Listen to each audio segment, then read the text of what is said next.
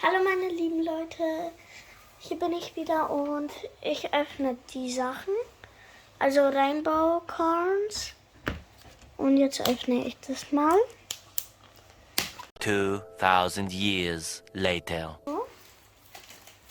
Jetzt ist es fertig, das ist der Schwanz hier. Jetzt öffnen wir es mal, ich schaue als erstes, was es ist. Let's go! Was ist das? Oh mein Gott, fancy Cat. Das sind Stickers. Das sind Stickers. Hier ist ein Kamm. Ich kann damit die Haare hinkämmen oder hier das Fell. So. Da ist Schleim. Aber ich öffne das gleich. So. Oh, da ist ein Ei drin. Seht ihr es? Oh mein Gott, das ist ja wieder verpackt. Es gibt so viele zusammen. Hoffentlich kriege ich eine schöne Farbe. Und wo mir auch gefällt.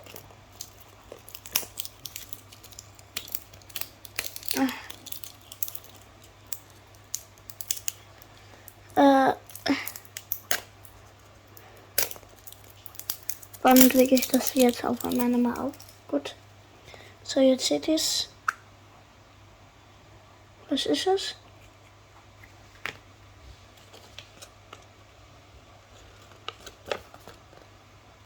Ist das ein Secret?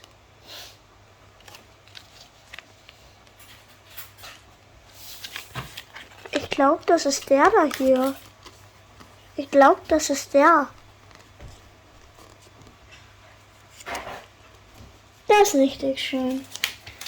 So, der kommt wieder in sein Zuhause rein. Wieder hier rein. So, jetzt öffne ich das Schleim. Hier ist der Schleim. Ist lila jedenfalls. Ich mag das so, die Farbe, weil es schimmert so schön. Und es klebt auch nicht.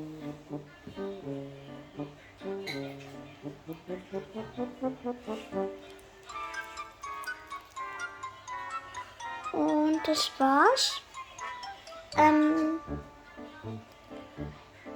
Bitte liked und abonniert und das war's. Tschüss.